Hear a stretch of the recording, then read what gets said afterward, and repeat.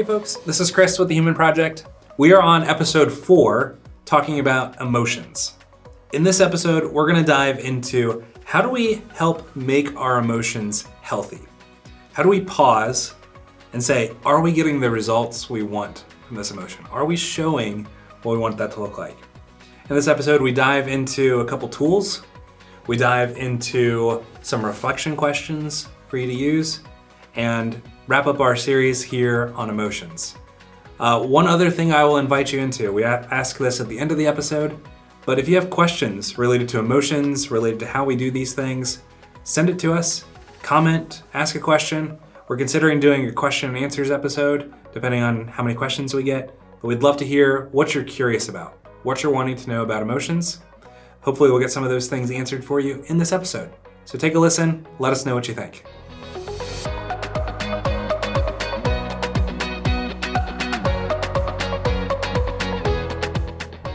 Hey Mark. Hi Chris. I'm not going to ask you how you're doing today. I'm dejected. Oh, sound like Eeyore. That's all right. Nobody noticed anyway. How are you? I'm doing pretty good. I'm trying to figure out if we should start over. Probably. We got Derek's laugh on camera, so we are not going to change this. Keep rolling. That's going keep rolling. in the podcast. Roll. I got Derek to audibly laugh.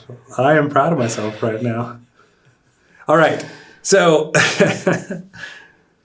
we've been talking about emotions, and as you can tell, we are feeling pretty happy. We are. Right now. Yeah. Jubilant. Ecstatic.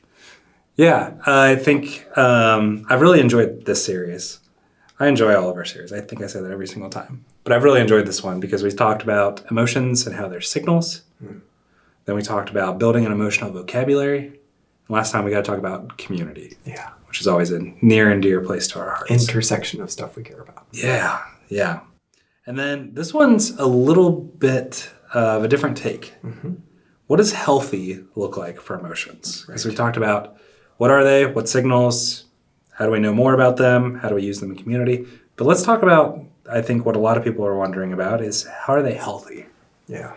How are they healthy? And how do we know when they've gone, say, out of bounds or are ruling the day?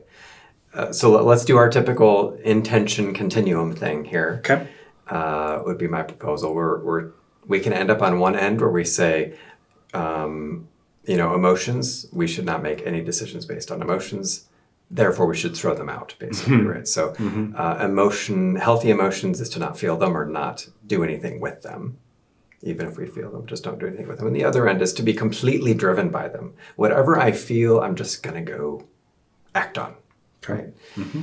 And there's somewhere in between there that I think is healthy. So just to draw the contrasts of the extremes, I don't think it's healthy to never take emotions into account in decision-making or in our actions. And it's also not healthy to let emotions completely drive the bus. Yeah. What about you? How would you define healthy when we're handling emotions? I think it is best served with a story. Oh, goody. Yeah. I think one of the big things when we talk about emotions and are they healthy is the main question comes up, did I act how I wanted to act in a situation? Mm-hmm. Or did I feel how I wanted to feel in a situation? Mm-hmm. Notice that I tied both of those things together. Oh, that's nice. It's really interesting. Yeah. Act and feel went together. Because sometimes our emotions drive, like you said, our actions. And sometimes they're just letting us know like how we're feeling about something. Could be either of those things that happen. You have a story that you like to tell a lot in our class. Yeah. Would you mind sharing that? It's pretty relatable because I think most people have, if you can drive, you've had something like this happen to you. But there's this spot on a highway near here where there's a lane that merges in, or enters, I should say, but it doesn't end because there's an exit about 1.5 miles up the road. So they just extended it so that it becomes an exit-only lane. Now, being the rule follower that I am, when I get on that, I merge in as soon as I possibly can, and then I, in rush hour, sit in traffic for the next 1.5 miles before that lane ends. Someone's inevitably going to drive by on the right at that point in time.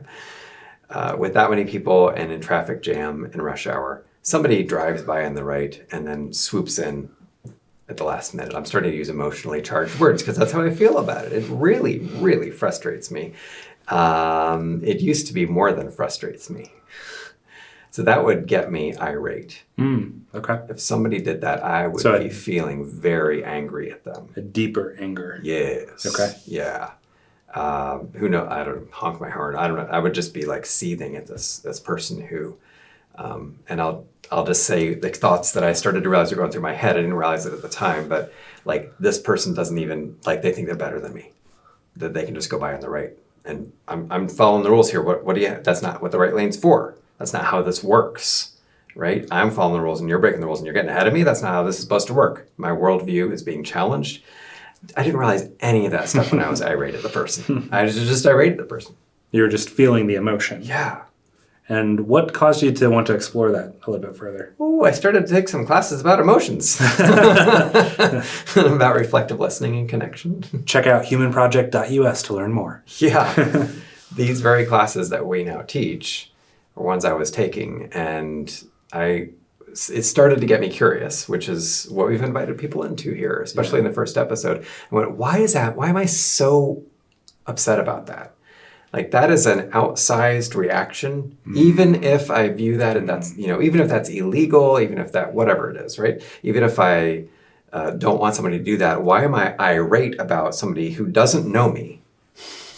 They have no idea who I am, and then I'm sitting there in traffic, who's decided to go by on the right and pull in. And I don't know their situation either. I don't know them, and I'm irate. There's something bigger going on underneath the surface. So I started to treat, as we talked about in the first episode, my emotion like a signal and say, what's going on here? What's underneath? Because getting frustrated, sure, that's kind of normal. Getting irate, seems odd for somebody who's doing that to me. Yeah. I think a way that I like to think about it is the more that we sit with our emotions, the more we're able to control them because we're able to explore and see what's going on under the surface there. Yeah. And then we can reframe, we like to call them beliefs. Mm-hmm. We can reframe those beliefs to actually be something that's true, right? That's scriptural, that's healthy. Mm-hmm. And we can even tie in this thing called emotional goals. Like, what do you want your emotion to be? And it sounds like you've done some work on that on that story. Yeah. If there's undiscovered territory about why I'm feeling irate, or I don't even start to explore that, then I'm just going to feel irate and I'm going to tend to act on that. The way that you connected emotions and actions a moment ago, I'm just going to react would probably be a more accurate way to say that. I'm just going to react to that. Whereas if I start to understand what might be in that previously undiscovered territory of the reason why I'm feeling that, I can start to choose whether I want to act on that emotion or how I want to act on that emotion. In a sense, I kind of create this space, this gap where I'm able to decide what I want to do about it instead of just reacting. I think that's interesting because I think we can use signals to look back on, but I love how you used the word choose and decide.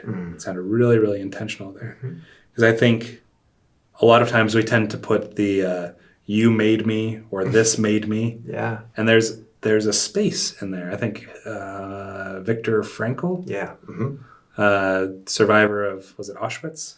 Yes. Or Nazi prison camp. I'm not sure if it was Auschwitz or not. And his book, I get to reference a book this time. Whoa! Man's Search Hold for on. Meaning. Hold on. Mark recommending book alert. This is major announcement here. Stop the presses. Stop the presses. Man's Search for Meaning. Man's Search for Meaning. This is where he explores this thing you're talking about. Okay. That he says, correct my quote if I'm wrong here. Between stimulus and response, there is a space to choose. Yeah. In that space lies our choice and our freedom. That's how I put it. Yeah. Freedom. Ooh. Right. It's even better than if we want to take that at the way he was saying it, then if I don't take advantage of that space, then I'm actually captive to my emotion and the reaction that I would have to it. That's how I would interpret what he's saying. Yeah. I think when we talk about healthy emotions and regulating emotions, I think that's key. Is what is this space? Yeah. And it's interesting. So how do we create that space? We've talked about flooding in past episodes. Right. I think that's something to be aware of. Mm-hmm. I think that was what either our first or our second episode. Yeah, second, I believe. Difficult conversations, maybe. Yeah. So check that out if you want to learn more about flooding. But there's also, use that as pausing. What else is helpful within that domain? Yeah, like I'll just go back to what I said a second ago, just being aware that there's something underneath and wanting to explore that may give me enough pause. That's possible. I will refer back to our last episode and say community is tremendous for this also. That I can take, for example, that traffic scenario and go, that is an outsized reaction to the situation, and I can go to community. I can go to friends and say, hey, Chris, I don't understand what's going on here, but people pass me on the right, and I'm just irate about this. And if if we have good relationship vulnerability, and you're reflectively listening to me and all those connection things we were talking about, it actually helps me explore what's going on underneath there. What's the belief that is underneath that's driving that outsized reaction? And that's actually what's under there. Then when I'm in that situation again, even if I know that belief's there, I have more opportunity to say, is that really true? I think a way of comparing and contrasting it is thinking of responding versus reacting. Mm-hmm. Responding versus reacting. Response implies I'm choosing to do something. This is an intentional act, versus reaction sounds more passive or more like I'm a slave to my emotions, versus freedom. Yeah. So when we are able to do that in community, we're able to do that by watching our flooding responses. What else is helpful? So we can continue to explore the beliefs that are underneath there. Okay. If I believe that person is saying something about who I am by passing me on the right, that would explain why I'm a right. That would explain why I have that outsized reaction to it. So how can we go after the beliefs under there? I think that would be a really rich space in community to explore. Sure. Yeah. What do we actually believe about this? Yeah. What about you? What would you say as far as how we can address the space, create more space for response instead of reaction? Yeah, I think to me, it's a habit that you build up over time with looking at what would be an appropriate goal for emotions in this situation. I think I mentioned emotional goals before. That's a weird term to use. Like emotional goals, we think of goals as like something we achieve or something we're trying to go accomplish or get the latest thing or whatever. Yeah. But goals for emotions are really helpful. And it sounds like in your situation, a goal it's not an appropriate goal to be somebody passed me, hooray! Yeah, right. I'm going to be chuffed. I'm going to be ecstatic. That's not a good realistic goal. You've used the word outsized, so right-sizing the goal or right-sizing the emotion to like what's appropriate. And so I think building up that space over time is going back at past things that have happened and say, what would be an appropriate thing? And then when a situation like that comes up again, because life is extremely cyclical, we have these things that keep coming back and that we keep having opportunities to learn. Yeah. I think God's very intentional about that. Yeah. But giving us an opportunity to think about that and go, oh, I remember last time I did this and I was not very pleased with that. So going forward, I want to do this. And just being intentional about that, I think, is a great way to build some space. Yeah. Yeah. I will just point out as well, undersized reaction is also something worth questioning, right? Somebody showers me with affection or love or gratitude or something of that nature, and I am stone cold at it. That's also something worth considering, is what's underneath that. Like you're numb. Yeah, almost. Numb would be an example of how I might be reacting to that. What's going on that's outsized in the opposite direction almost. Yeah, that's good. So it's almost like pausing, stopping, and seeing these things can be really helpful. Going back to our crayon analogy of how do we see all these things in full color? Like, what do we want that picture to look like? As opposed to what has it look like in the past? There's this ugly splotch here that I want to change, and community can help us see that. Right. Having clear emotional vocabulary can Yes. help us see that. Checking those signals and then building in these habit loops of saying, what do I want my goals to be next time? Yeah. Can be really healthy. I'm wondering, Yeah.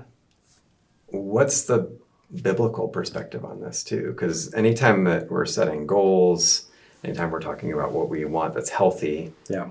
naturally, this, for us anyway, is going to be a question of what's the biblical direction? What do you see in terms of that for emotions? Yeah. That would be, if you might say, in line with biblical standards. Yeah. Yeah. I think an example is if we just focus on the emotion goals, there are some people that just like being angry. Some people that just like being upset. It's like their pride, their mission statement. Or at least they appear that way. Right. Whether they actually want that or not takes some soul searching and some serious heart work to do. But looking at like what does God ask us to do? And anytime anger comes up, people always bring up Jesus turning the tables in the temple. And there's an author that said, I think you could use a lot more of Jesus's other attributes than quoting that one. But it's looking at like the whole picture of Scripture. Yeah. I think is what it requires, is looking at how does God show up in different situations? And what's the situation that's closest to what I'm doing? And where do you see patterns and principles of that showing up? Yeah. So know God is essentially what it boils down to. Yeah. Yeah. Expressing emotions is certainly a biblical pattern. Yeah. Or seeing God's characteristics. It's a great one. Like, how does God show up in different situations? Also.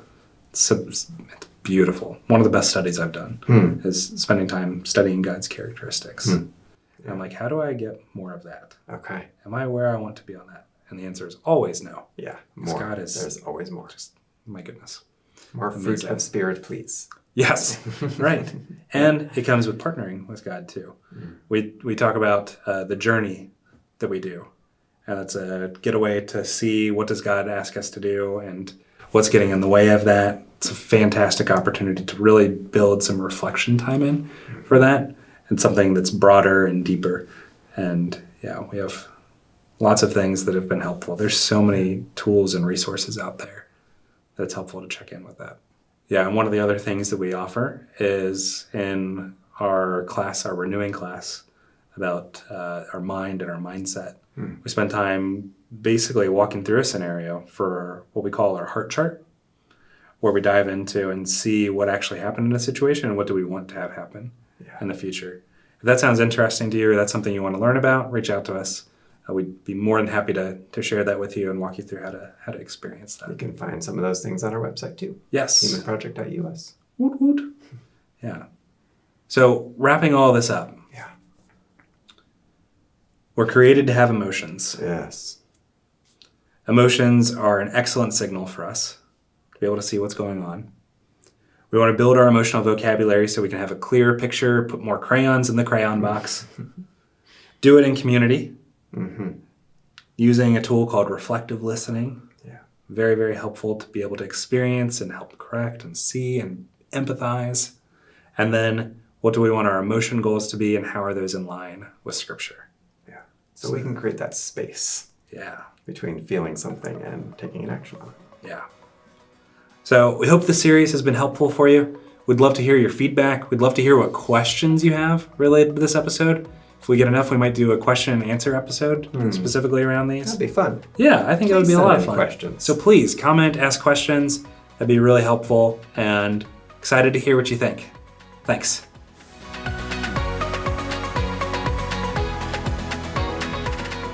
Hey, thanks for joining us today. Behind the microphones, you've got myself, Mark Wavle, Chris Conlin, and our lead editor, Derek Donley. We are a crowd-funded nonprofit. Most of what we do is free because of your generous support. So thanks for joining us in our mission to bring 1 million lives closer to fullness in God's design. To support us financially or to learn more, visit us at humanproject.us. See you next time.